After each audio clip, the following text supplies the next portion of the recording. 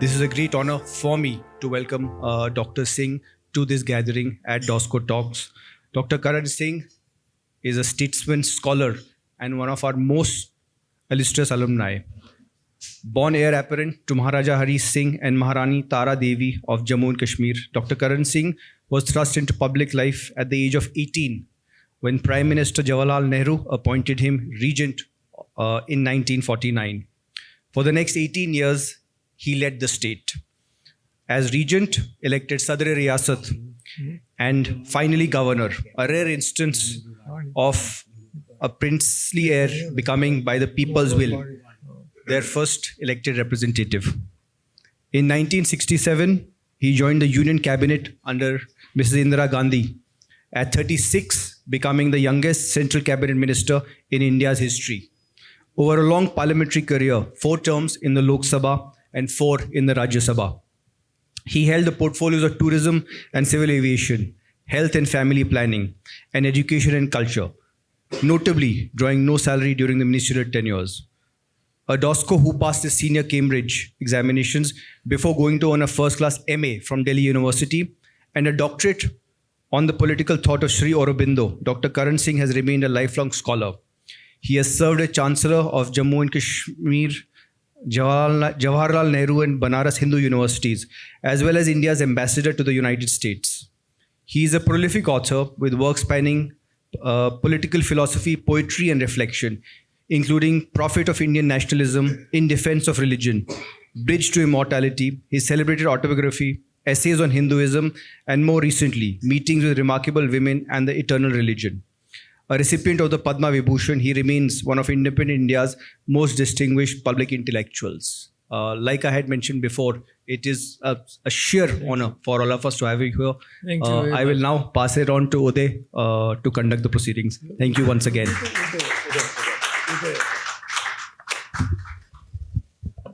Okay. So ready to go, sir? It's an honor, of course, and a privilege for me as well, as Junaid has mentioned, as for all of us to have with us our illustrious alumni, Dr. Karan Singh ji, in the house today. And it's also a full circle moment, as I was just telling sir before we started, that in my B form, which is class 9, for those, of course, who don't know DOSCO terminology, although I'm sure you all do know, 2003, I think, is when Dr. Karan Singh was chief guest. And I heard his speech, as did all of us at that time, in the main field of the Doon School. And I particularly, I think, learnt it by heart because I was in the Doon School Weekly at that time. That's how I started my journalism, I think, by writing for the Doon School Weekly. So it was my job to transcribe Dr. Karan Singh ji's speech for the front page of the Doon School Weekly. So I don't know how many times I heard that speech and the Sanskrit shlokas by you as well. So it's a full circle moment that now I get to be in conversation with you as well, so many years later. Well, it's a great pleasure to be here. I am 1945 batch. I always say I went to Doon School in prehistoric times because history starts in 1947. So मैं तो उससे पहले pass out हो गया था. But let's begin with the start, sir, and then we'll of course get to your life and story as well. How was the decision taken by your parents to send you to the Doon School? That time it wasn't very common for children of royal families to go there. You see, I had a guardian, Colonel Haksar, Kailash Narayan Haksar. His grandson Vivek Nehru was at Doon School. So he was an advisor to my father. He advised Bapuji to send me to Doon, not to Mayo or any of the other princely schools. That's how the decision was taken. You went, of course, there, and how was that initial? Terrible. Accustomed. Terrible, absolutely terrible. I mean, the food was inedible. How anybody can survive on Doon School food, I can't think. And it was very bad because that was during the war. So there was rationing. So जो थोड़ा बहुत मिलता था वो भी नहीं मिलता था. It was terrible food and I was very, very homesick. मैं रोता रहा 3 साल मैं रोता रहा रात को अपने बेड में रात को. I was so unhappy. But I learned a lot from Doon School, as I have said in my autobiography, and I brought a copy in case you folk have a library somewhere. Had I not been to Doon School, I would not have been able to make the transition to democracy that I did. If I had gone to one of the princely schools, so then I would not have been able to, because my historic role has been to spearhead the transition from feudalism to democracy. And that I could not have done without those 4 very uncomfortable years in Doon School. Absolutely. So that, of course, was one of the lessons that you learned. But was there any other teacher you can remember or Yes. headmaster at the time who Yes. left an impression on you? Yes, Mr. V. Siddhartha Chari. He was known as Mr. Chari there. He was our English teacher. And he was the only teacher who really had a direct impact upon me. Because that's where I developed my language, my recitations, my poetry, and so on. He was one man. He later became V. Siddhartha Chari of the Indian Foreign Service. But he passed away, unfortunately, 3 or 4 years ago at the age of 101. Also, Other teachers were there, but none of them were memorable. yes. He was the most. I mean, yaad to mujhe sab hai. I've got a very good memory, but they're not memorable in the sense that jinko koi yaad kare. He was the most memorable amongst them. Now, as you said, there were certain nights which weren't very comfortable for you and certain days as well. But is there one thing looking back that you now appreciate about that time? I appreciate a lot of things about that time. First of all, I was brought up in a very sort of sheltered atmosphere. So I didn't know how to tie my shoelaces.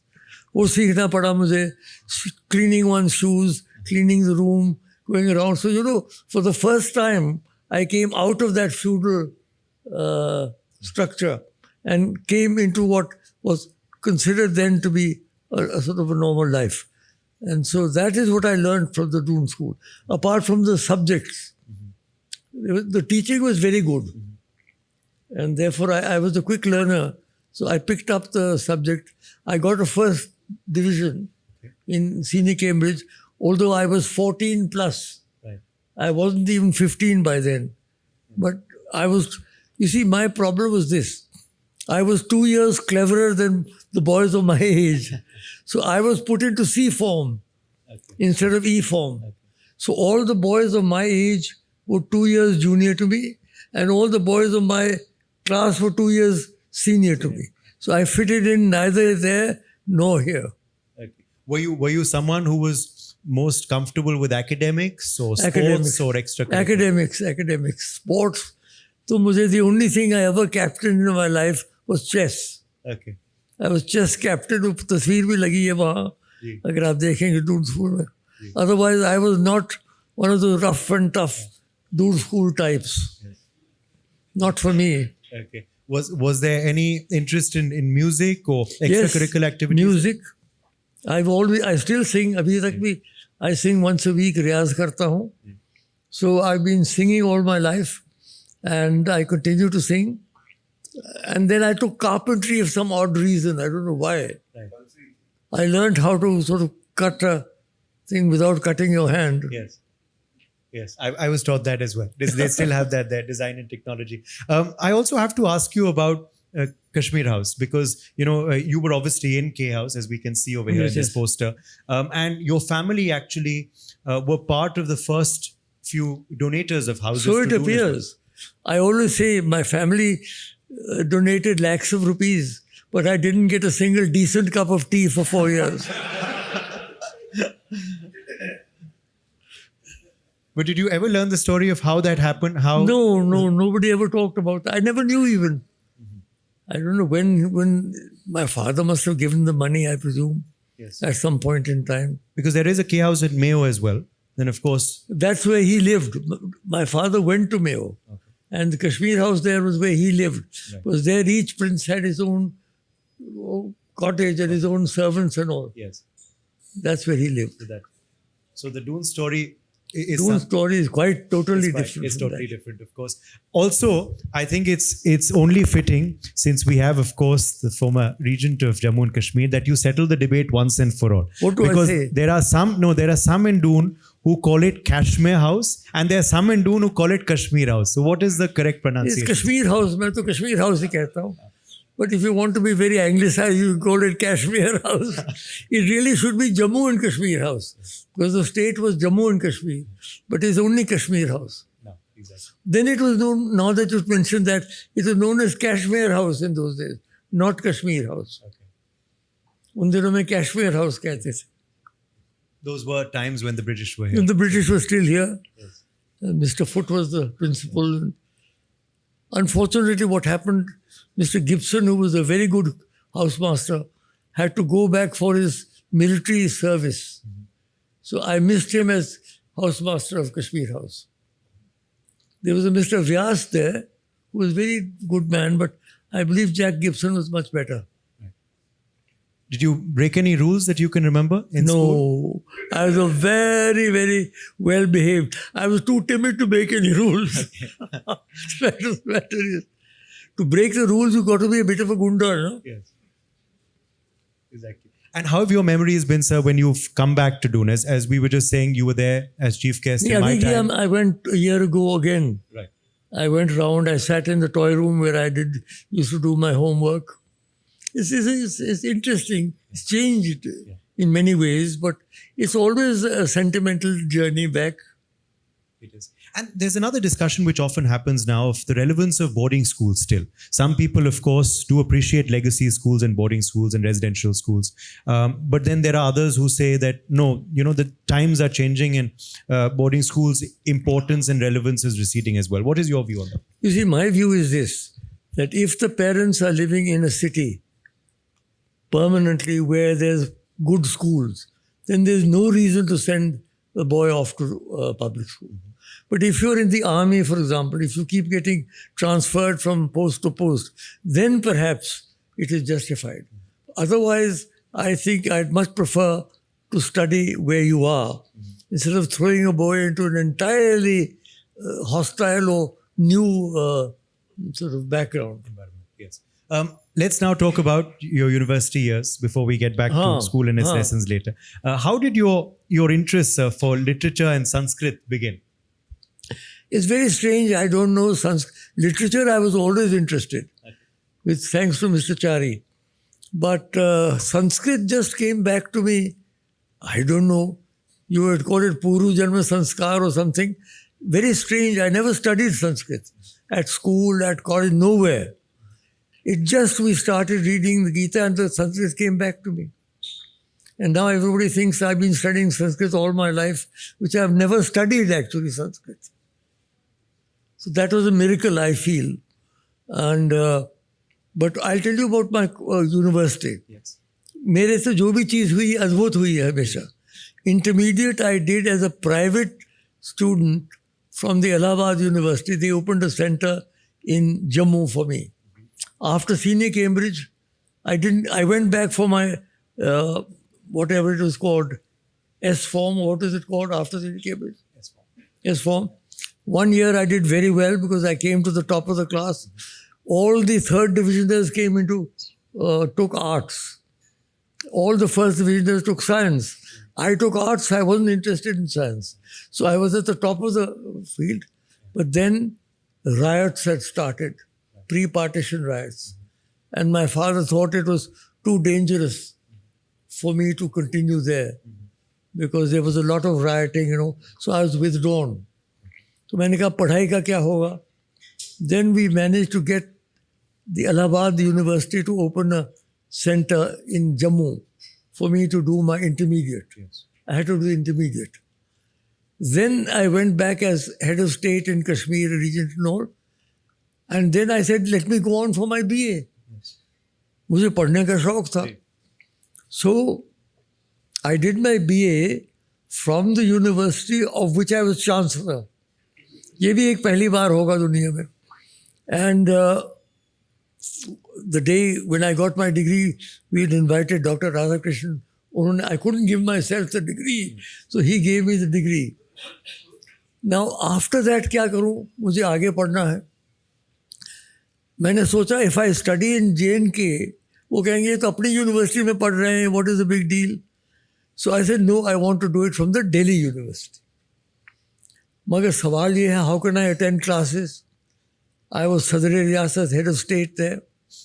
So, believe it or not, the Delhi University amended their statutes to provide that if the chancellor of a sister university wants to take a degree, he can be exempted from attending classes but has to come down to give the examination. They changed their class. I was able to take MA political science. So I studied at home and went there MA previous 1956, MA final 1957. और वहाँ मेरा university record जो कहते हैं वहाँ बना था. तो फिर मुझे शौक था आगे पढ़ने का. I hope all of you are that शौकीन टू पढ़ो. फिर मैंने कहा MA भी काफ़ी नहीं है, मैंने अब PhD करनी. So you see, my MA was in political science. Yes. My interest was in philosophy. I couldn't say change. So I took this as a subject, the political thought of Sri Aurobindo, 1893 to 1910. And that is how I got enrolled as a PhD student. I did my PhD. So from Doon School to PhD की कहानी हमारी. कहानी बिल्कुल. And आजकल तो trend है honorary doctorates का, but you actually. I wear my own gown. Yeah. मुझे लोग देते हैं, मैंने कहा भाई मैं अपना गाउन पहनूंगा जिसके लिए मैंने मेहनत की. Why should I wear somebody else's gown? बहुत मेहनत की मैंने PhD के लिए. I studied a lot. Yes. So I wear the Delhi University gown. And that's perhaps where your love for, literature, philosophy, Sanskrit, all spirituality all developed. Is there, you've written, translated so many works as well over the years. Is there any one particular work you're particularly fond of or you have the most affinity to? You mean my work or somebody else's work? Your work. So my autobiography, I bought two books for you all here. Lovely. One is an autobiography. I don't know whether you folk have a library. I don't suppose you do. Ye hai meri autobiography. And this is And this is a biography of mine just recently written. That is only 36 years. Up to my 36 years when I joined Mrs. Gandhi's government, this is a biography. How lovely. How interesting. So there's something for people to learn more about your life.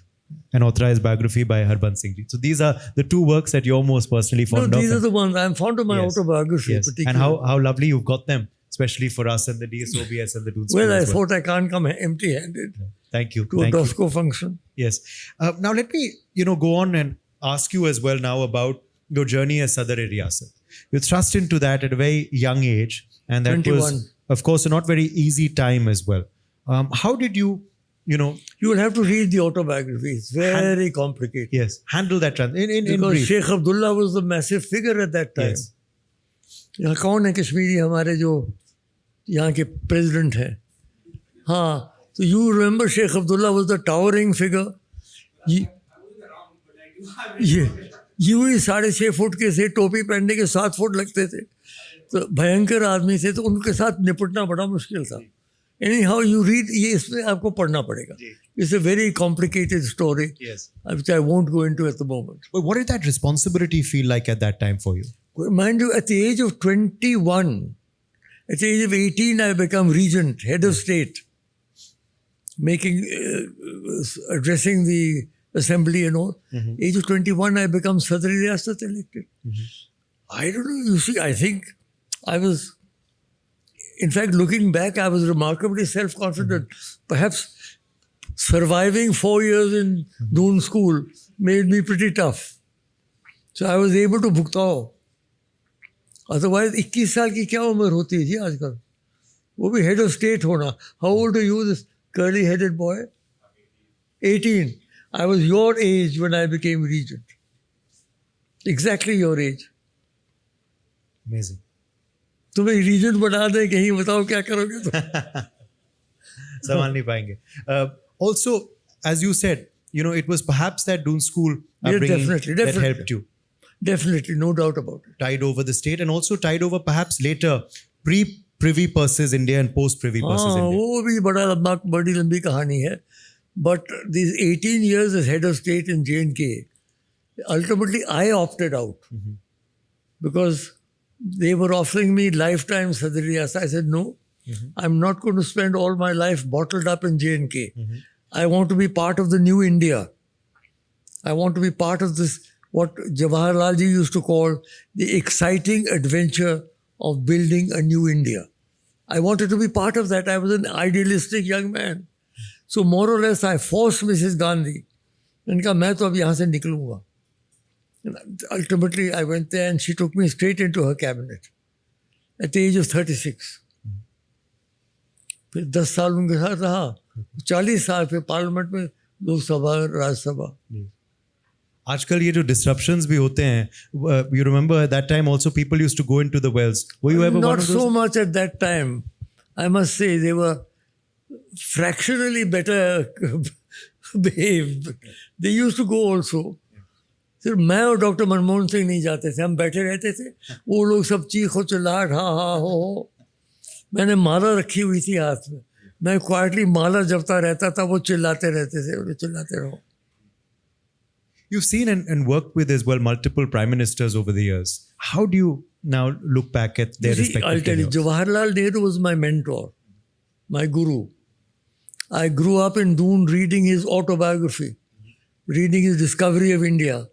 These two books were a revelation to me because they made me realize what an extraordinary country India is, our history, our culture. So Jawaharlal ji was in his class on his own. From Jawaharlal ji to Narendra Modi, I've known all the prime ministers personally. But I must say Narendra Modi is also doing pretty well. He's got 3 terms now, like Jawaharlal ji. मुझे उन्होंने पूछा कि doctor साहब आपने सब prime ministers को देखा, मेरे बारे में आपका क्या ख्याल है.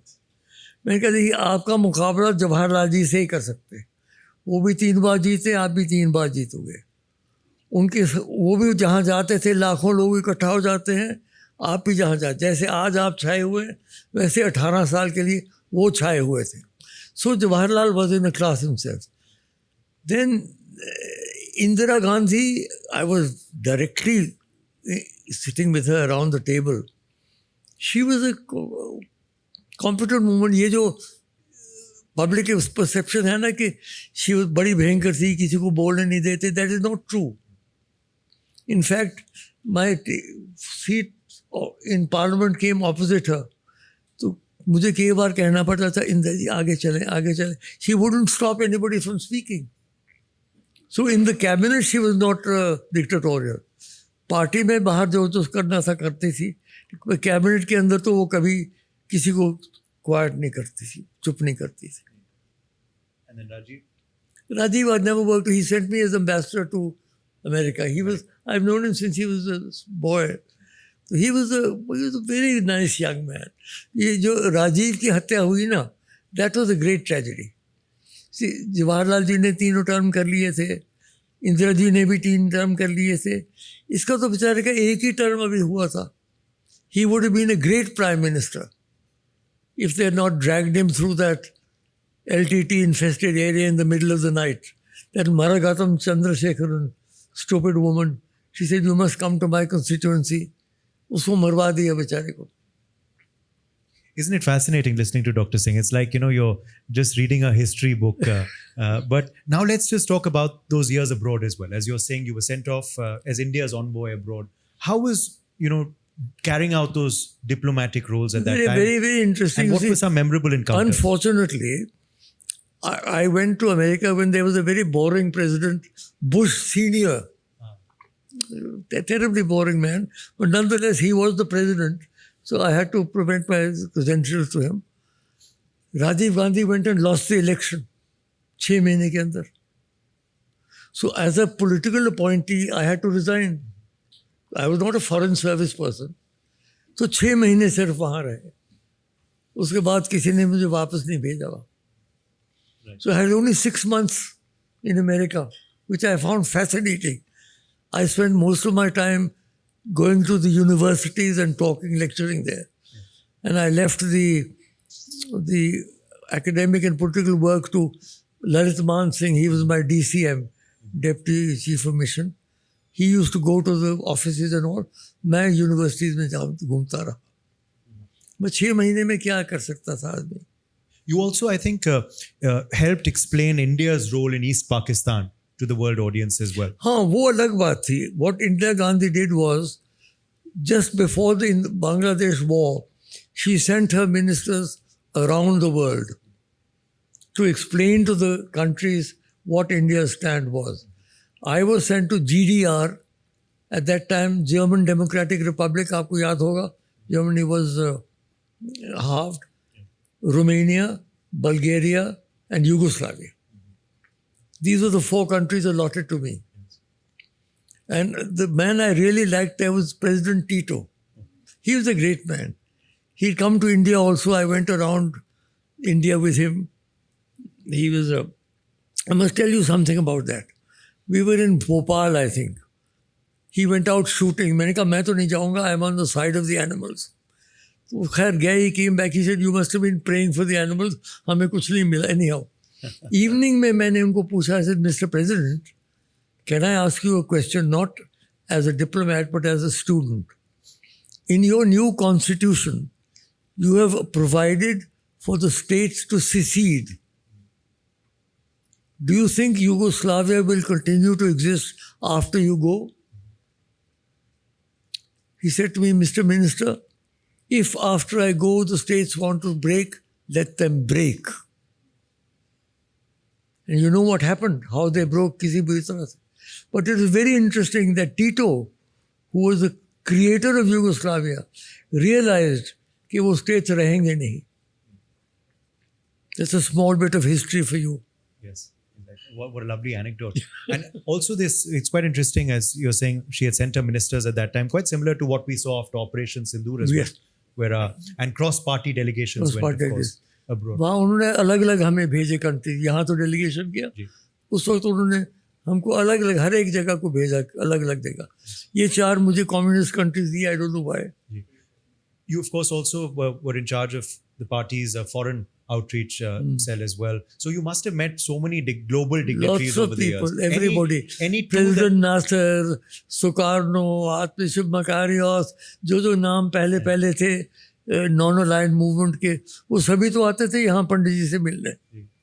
तो मैं सबसे मिलता था यहाँ. Any two that stood out for you? Any 2 meetings, encounters? Well, Nasser was an impressive man, President Nasser of Egypt. And I knew the Shah of Iran fairly well. In fact, he invited my wife and me to go to Iran twice before Khomeini. Archbishop Makarios came from Cyprus, if you remember. He was a great leader. Sukarno from Indonesia. So ये लोग सब मिलते रहते थे हमें. So I learned a lot from them and got to know them well. Yes. Before we move on to a couple of contemporary reflections on what we're seeing around us today, if you have one advice to young people who want to join public life today, what would that be? Don't make politics a profession. Whatever else you do, do not make politics a profession. First of all, stand on your own feet, start earning your own money, then go into politics. Otherwise, you'll waste whatever money your parents have and you won't be able to get anywhere. So that's one advice that I would give. Go into any field. So many fields are opening up now. But politics should not be a full-time profession for you. कई लोगों को बड़ा शौक हो जाता है politics का. तो मैं तो एडवाइज अगेंस्ट करता हूँ. मेरी बात और थी. I came in under special circumstances, but I would not normally advise anybody to go into politics immediately. पहले अपने पैर पे खड़े हो जाओ, become self-sufficient, and then you can go into politics. Speaking about young people, what are your views on the recent young students' protests that we've seen? Very impressive. I was very impressed, I must say. I was very impressed because I saw these thousands and thousands of students coming out peacefully. And बड़े पिटे बेचारे, लाठियाँ खाई उन्होंने, tear gas खाई वगैरह. लेकिन they were very well behaved, I must say. This is What is Gen Z, by the way? Is Gen Z my son or ZZ? My grandson is here. Is he ZZ or what is it? What is the correct terminology? Gen Z, I think, are those who are in college right now. They are Gen Z, and then there's Gen Alpha Good as for well. just now. Then I've got 3 Z's in my own family. Yes. My youngest grandson, who's here, is 33. And we have great grandchildren also, by God's grace, but they are still not in college. Yes, that is yet. What do you learn then from your grandchildren's generation as well? And Yes, what do you learn I from talk to my grandchildren one-on-one. I like talking to them without the parents. I prefer talking to the grandchildren one-on-one them? Okay. because they speak more openly. Yes. I learn a lot from them. Only one of them lives in the house where I am. Yes. The rest of they're all scattered around the country. कोई England में है एक वहाँ है. The one who lives in the house, I talk to him quite a lot. Okay. And learn a lot from parenting. How was that for you? Was there any advice? Were you a strict parent or? I was not a strict parent. I never, but my wife was strict. तो वो कहती थी unpopular काम मुझे करना पड़ता है और मैंने कभी बच्चों के ऊपर हाथ नहीं उठाया. She used to smack them when necessary. Okay. Another contemporary issue, sir, is the global conflicts we see around us today in Ukraine, in Iran. Unbelievable. Do you know what Trump is doing? He's re-nuclearizing the world. Europe में सब nuclear plants बंद हो गए थे. वो कहता नहीं तुम अपने अपने बनाओ. आज ही पढ़ रहा था मैं, Italy is beginning its own nuclear program. So he's going to get them nuclearized. West Asia में कह रहा है सऊदी तुम लोग अपने बनाओ nuclear bombs. So this strange man ये दुनिया को तबाह करके जाएगा before he goes. अभी 1-2-3 साल हैं, भगवान जाने क्या क्या करेगा जाने से पहले. ये तो कर ही गया ना काम renuclearization वाला, which is very dangerous. Because the chance of a nuclear conflict is greatly enhanced when there are many nuclear powers. Also, coming back home, this abrogation of Article 370 and 35. Did you ever expect that in your lifetime? And how do you look at now the situation in the Union Territory? You see, I know so much about J&K that I don't know where to start. Yes. You see, everything has changed. I've seen changing from my father's time. उनका भी झंडा देखा मैंने, फिर शेख अब्दुल्ला का भी देखा, then Bakshi Ghulam Muhammad, and then Sadiq Saab and all. But things keep changing. BJP had this abrogation of 370 in its manifesto from the beginning. तो हालात बदलते रहते हैं. तो ऐसा हुआ कि जब हुआ मुझे किसी ने पूछा, मैंने कहा half of J&K is happy, half of it is unhappy. That was the most tactful way I could put it. But it's inevitable now. The idea of going back to Article 370, I think, is totally unrealistic. But statehood should not be denied. That is very unfair. हमें तो कहते थे आप मुकुट हैं, भारतवर्ष के ये हैं. अब तो हम हिमाचल और हरियाणा से भी नीचे चले आए हैं. We are a union territory, not even a full-fledged state. ये बड़ी ज़्यादती है. Politics, before we wrap up now, politics, diplomacy, author, spirituality, what has defined you the most in your life, sir? मैं तो शिव जी का भक्त हूँ जी, पूजा करता हूँ. That's what really defines me. I am a seeker for divine realization. And finally, is there some music or book that you go back to for some calm amidst the storms? The Upanishads are really, you see, the Gita is not the supreme text of Hinduism. Contrary to common knowledge, the supreme texts are the Upanishads. Collectively, they are the Shruti, they are the ones who've heard. Gita is a Smriti, it's a second level one. It's become very popular, it's a very interesting text, but the Upanishads are the real ones that I go back to for inspiration. But it's been fascinating speaking with you, and one can continue that, of course, all evening. But I know our audience, our fraternity here has a lot of questions for you as well. So let's open this up now, if we can, with your permission, Mr. Jory. Why don't you put your hands up and we try and get the mic to you. You can introduce yourself and ask your questions.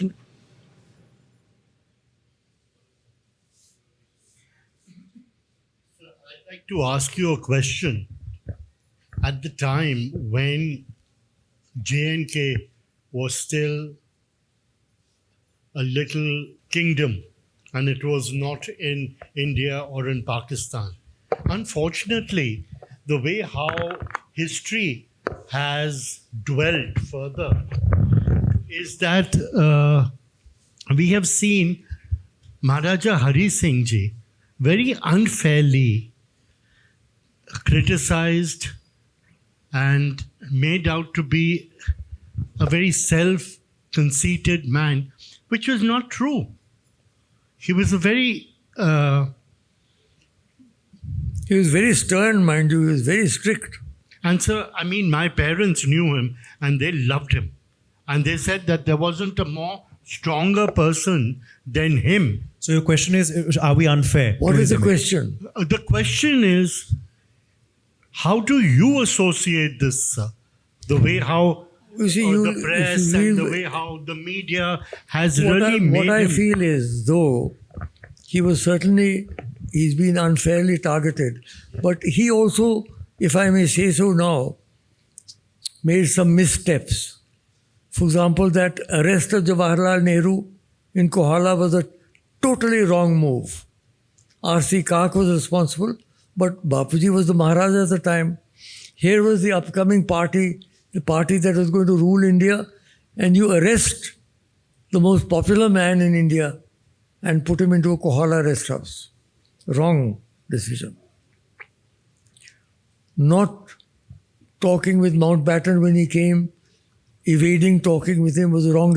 So I must say, there are some of his decisions which I felt were not correct. But he was a very progressive ruler. He made a lot of reforms and women's education. Sare mandir khol diye Daliton ke liye. Harijans, as they were known as, all the temples were opened in J&K. So he was very progressive and very intelligent. But politically, I'm afraid, his best advisors had left. B.N. Rao. You know, B.N. Rao is the one who wrote the Constitution of India. He was our Prime Minister. Gopal Swami Iyengar, all these people had left by then. And the people around my father after that were unfortunately politically very, very, what should I say, puerile, very backward looking. नहीं जी आपका झंडा चढ़ेगा, आपका झंडा लाहौर में चढ़ेगा. क्या लाहौर में चढ़ेगा? बड़ी मुश्किल से तुम वहाँ से निकले. सो अनफॉर्चुनेटली जब बुरे दिन आते हैं ना, तो लोग भी गलत इकट्ठे हो जाते हैं. So he had some very good advisors. अगर वो रह जाते, Sir Tej Bahadur Sapru used to come every year. And B.N. Rao, people like that who were brilliant people. अगर उनसे राय लेते वो, तो it would have been a different situation. So he is unfairly targeted, I agree with you. And may I say one other thing? Nizam of Hyderabad fought against India, actually. There was a war. वो तो राजप्रमुख बन गए और बापूजी जिन्होंने instrument sign किया उनको exile कर दिया. How unfair that is.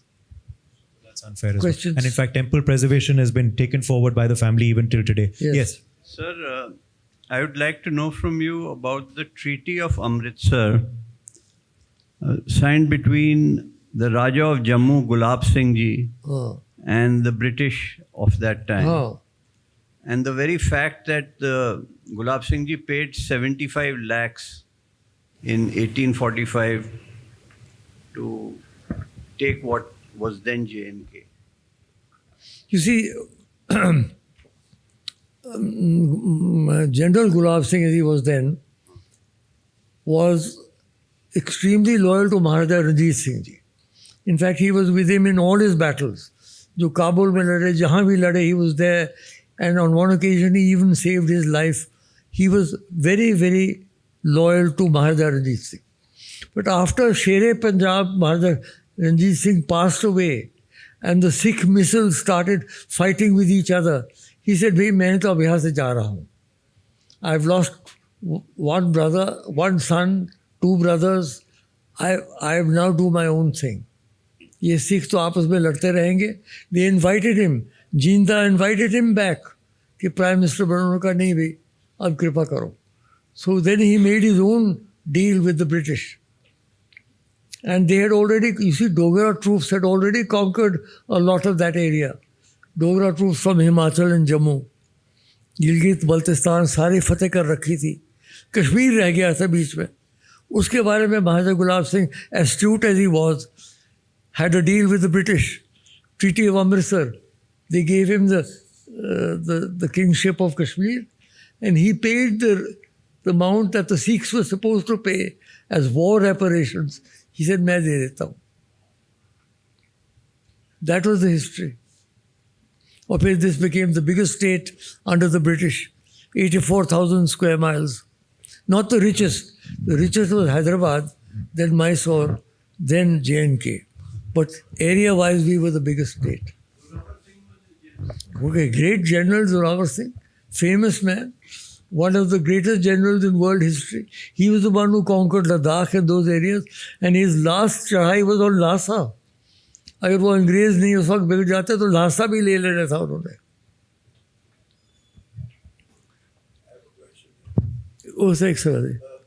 Sorry. Sir, I just wanted to know what you think the rest of the world thinks of India today compared to the time of Jawaharlal Nehru.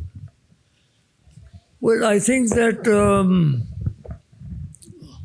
then we were better known because we had just emerged from colonial rule. And Jawaharlal Nehru was the charismatic leader of those people. He was better known. अब तो बहुत हो गया ना, 75 वर्ष हो गए हैं. There are lots of people now in the lane. China बढ़ गया है, सब बढ़ गए. So I still think that we are well known, and Modi ji is getting the same sort of attention that Jawaharlal used to get when he traveled abroad. So if you take that into account, I think we are still significant. I can speak without that also, no problem. No, don't speak without it. You know, Jammu and Kashmir included at that time what is today known as Pakistan occupied Kashmir. Right? In the original जब आपके पास था, तो आज की तारीख में वहाँ पे there is a lot of problem with the elections, with people fighting, and 20 people died, etc. Do you think that ever in our lifetime or in the next several hundred years, it'll ever get merged back with Kashmir? No, I don't think so. No, think so. It's not a First of all, let me explain one thing. Jammu Kashmir state had 4 regions. There was Jammu from Pathankot to Mirpur. There was Kashmir from Verinag to Muzaffarabad. There was Gilgit-Baltistan, and there was Ladakh. 4 अलग-अलग regions थे. Different religions, different kapde, different gaane, different khana, totally different, but all under the Dogra rule.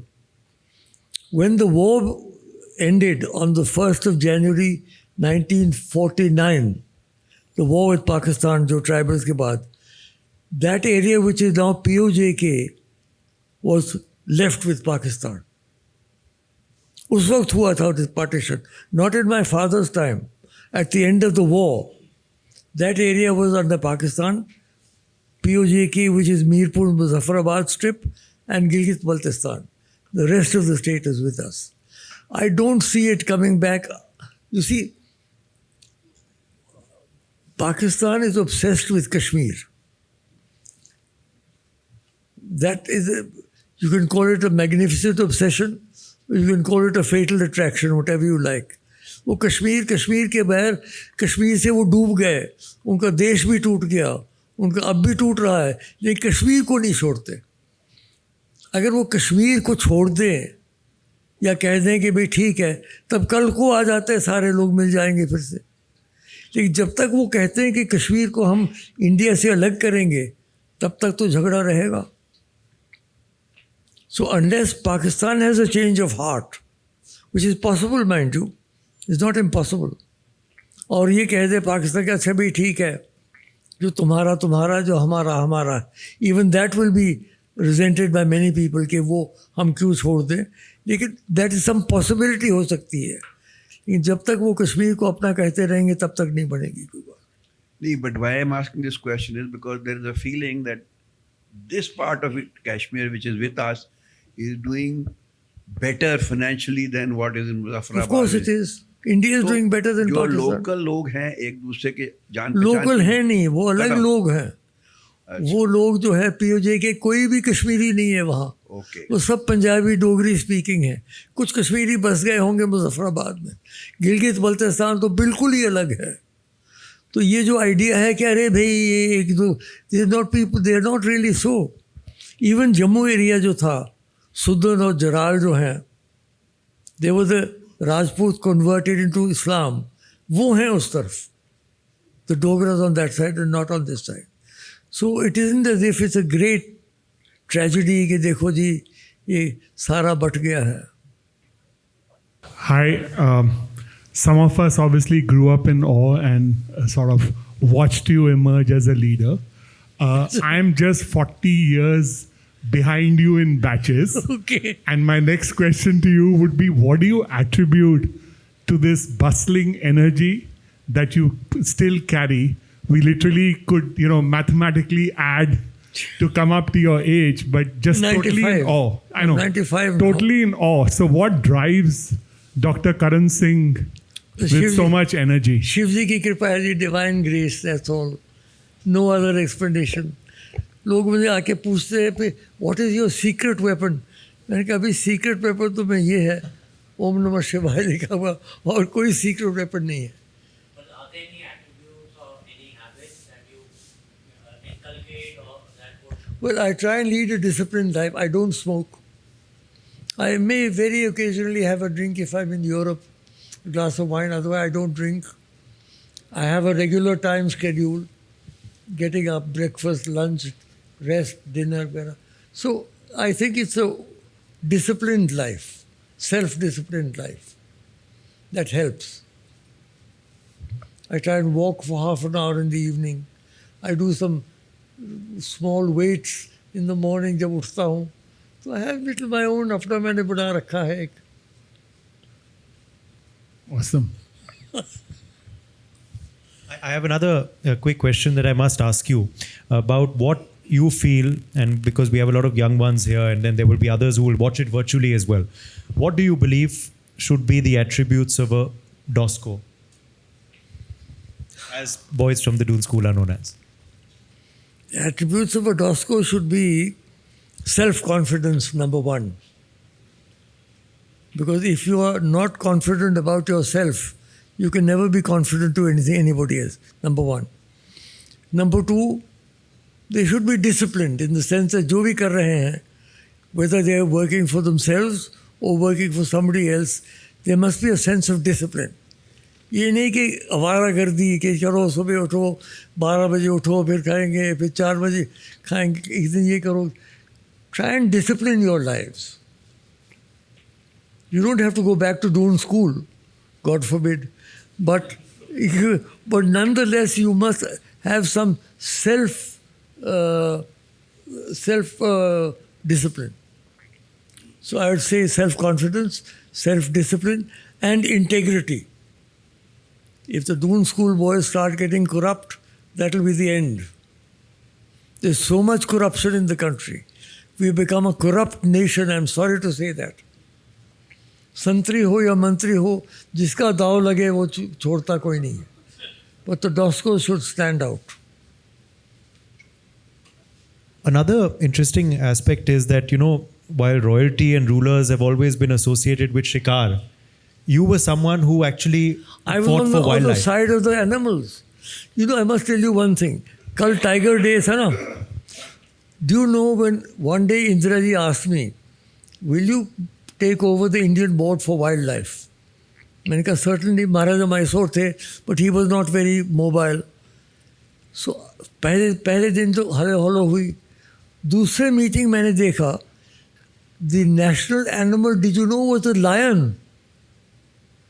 Up till 1969, it was the lion because of our lion slumber. We passed a resolution in our board requesting the government of India to change the national animal from the lion to the tiger.